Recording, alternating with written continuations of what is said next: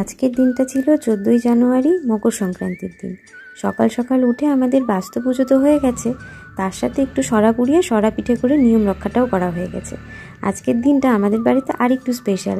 কেন বলুন তো, আজকে বাবাইয়ের জন্মদিন।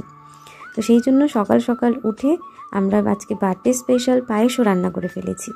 জন্মদিন আর পায়েস হবে না তা কি হয়? তারপর বাঙালি বলে কথা, পায়েস তো করতেই হবে।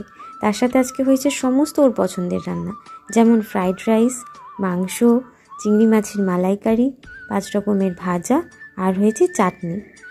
আমার মেয়ে সকাল থেকে বাবাকে হ্যাপি বার্থডে করে যাচ্ছে। হ্যাঁ, দিদুন ঘরের সামনে এগুলো কি আঁকছে? এটা বাত্তু পিঠা। হ্যাঁ, রাতের বেলায় মিডনাইট বার্থডে সেলিব্রেশন করেছিলাম ছোট্ট করে। Happy birthday, happy birthday, happy birthday to you. রাত 12টার সময় মেয়ে ঘুম থেকে উঠে বাবাকে বার্থডে উইশ করেছে। এটা ছিল আজকের সব থেকে স্পেশাল মোমেন্ট।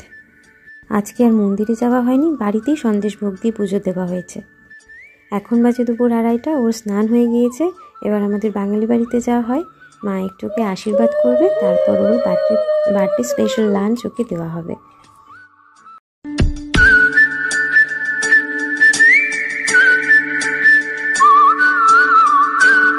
এখন সন্ধ্যে 7টা, আর আমি একটা কেক অর্ডার করেছিলাম মনের রান্নাঘর থেকে। পম্পাদি আর্ট থিমের ওপরে একটি সুন্দর কেক আমাকে বানিয়ে দিয়েছে।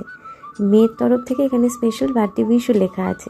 ও বাবাকে সবসময় হ্যাপি বার্থডে টু ইউ বাবা বলে, তাই সেটাও লেখা আছে এখানে।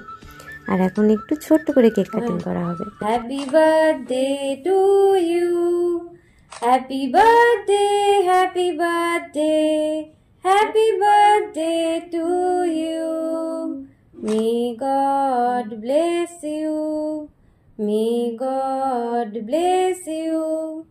Happy birthday, happy birthday, happy birthday to you.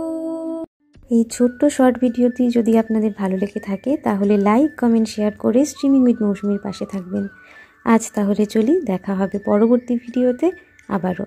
ততক্ষণ সবাই ভালো থাকবেন, সুস্থ থাকবেন, সাবধানে থাকবেন। চলি তাহলে, টাটা।